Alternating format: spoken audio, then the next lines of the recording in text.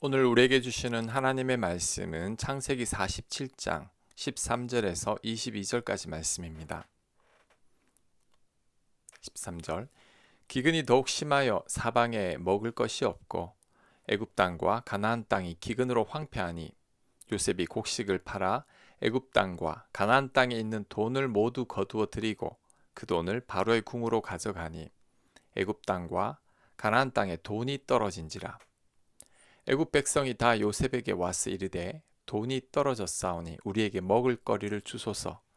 어찌 주 앞에서 죽으리이까. 요셉이 이르되 너희의 가축을 내라. 돈이 떨어졌은즉 내가 너희의 가축과 바꾸어 주리라. 그들이 그들의 가축을 요셉에게 끌어오는지라. 요셉이 그 말과 양떼와 소떼와 나귀를 받고 그들에게 먹을 것을 주되 곧 그 모든 가축과 바꾸어서 그 해 동안에 먹을 것을 그들에게 주니라. 그 해가 다 가고 새 해가 되매 무리가 요셉에게 와서 그에게 말하되 우리가 주께 숨기지 아니하나이다.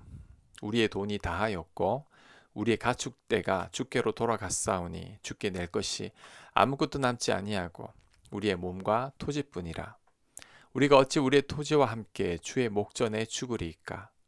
우리 몸과 우리 토지를 먹을 것을 주고 사소서. 우리가 토지와 함께 바로의 종이 되리니 우리에게 종자를 주시면 우리가 살고 죽지 아니하며 토지도 황폐하게 되지 아니하리이다. 그러므로 요셉이 애굽의 모든 토지를 다 사서 바로에게 바치니 애굽의 모든 사람들이 기근에 시달려 각기 토지를 팔았음이라. 땅이 바로의 소유가 되니라. 아멘. 기근이 점점 더 심해졌습니다. 7년이라는 기간 동안 계속해서 기근이 이어졌으니 오죽하겠습니까? 이 기근을 지내면서 요셉이 놀라운 정책을 펼칩니다. 처음에는 돈을 받고 곡식을 팔았습니다. 돈이 다 떨어지자 이번에는 가축을 받고 곡식을 팔았습니다. 가축이 다 떨어지자 땅을 받고 곡식을 팔았습니다. 결국 몇 년 만에 애굽 사람의 모든 땅이 국가 소유가 된 겁니다. 요셉의 정책이 너무 가혹한 것 같습니다. 7년 풍년 동안 거두어들인 곡식들을 무상으로 나눠주면 안 될까요? 이번 코로나 기간 동안 공짜로 국민지원금을 내준 것처럼 애국 국민들에게 무상으로 곡식을 나눠주면 안 될까요?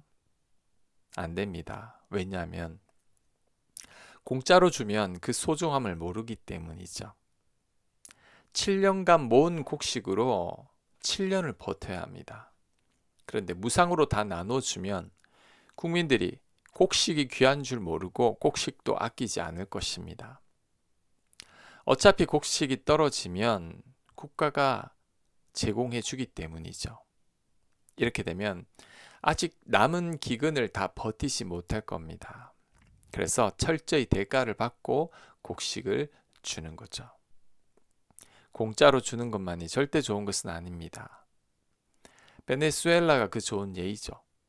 베네수엘라는 세계 원유 매장량 1위 국가이지만 국가의 포퓰리즘으로 국민들에게 많은 돈을 나눠 주었다가 이제는 경제가 거의 파탄에 이르렀습니다. 이처럼 국가가 모든 것을 제공해 주면 국민들이 나태해지기 마련입니다.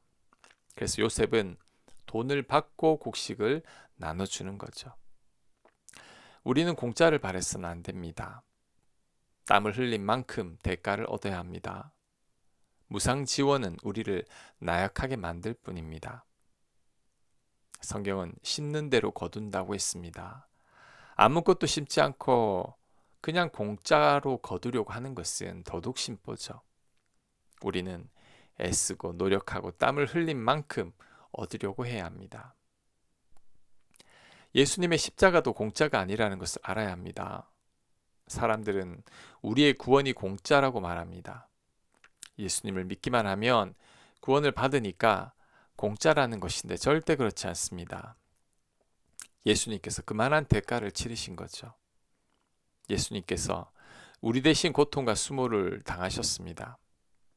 우리 대신 십자가에서 죽기까지 했습니다. 그로 인해 우리가 구원을 받은 거죠.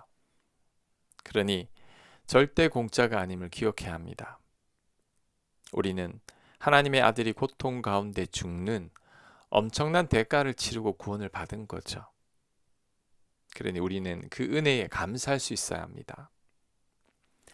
요셉의 정책은 절대 부당한 게 아닙니다.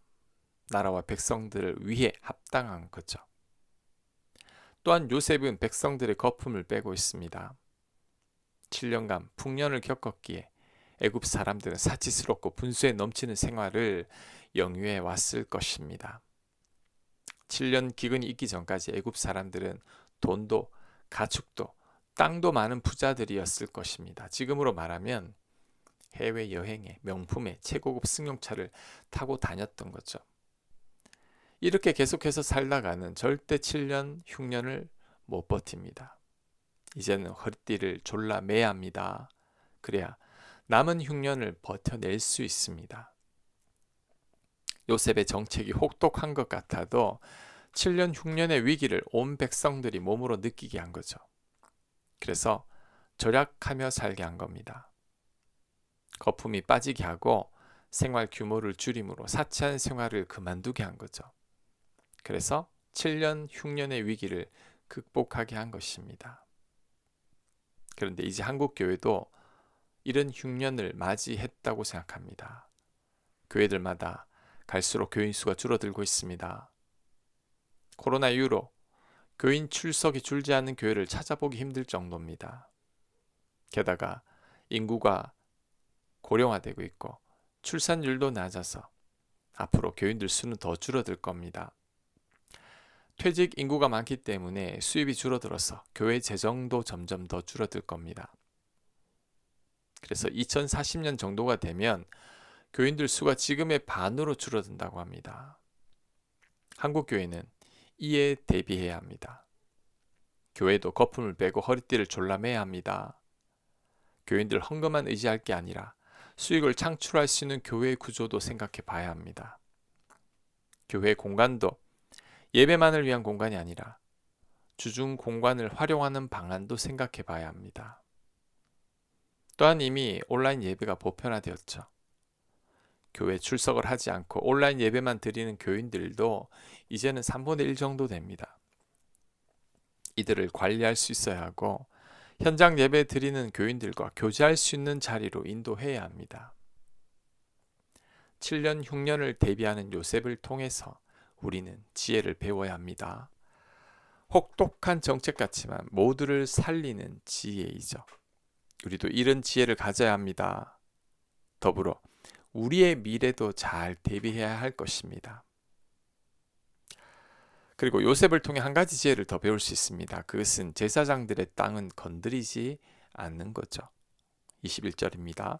요셉이 애굽 땅 이 끝에서 저 끝까지의 백성을 성읍들에 옮겼으나 제사장들의 토지는 사지 아니하였으니 제사장들은 바로에게서 녹을 받음이라. 바로가 주는 녹을 먹음으로 그들이 토지를 팔지 않음이었더라. 아멘.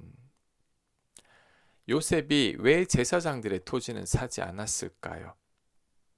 왜 차별을 하는 걸까요? 이것도 요셉의 지혜입니다. 애굽의 제사장들은 지금으로 말하면 정치인들이고 권력가들입니다.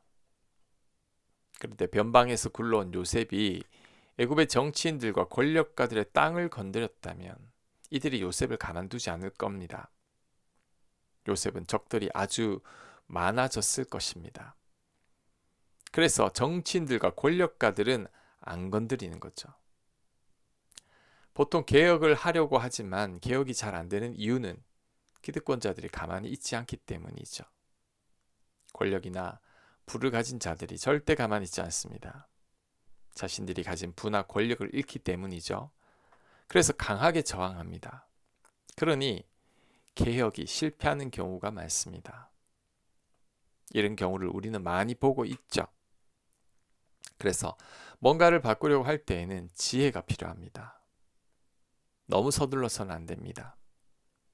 기득권자들이나 저항 세력들을 고려해야 합니다. 그렇지 않으면 오히려 우리들이 당할 수 있습니다. 제사장들을 건드리지 않는 요셉의 지혜를 생각해야 합니다.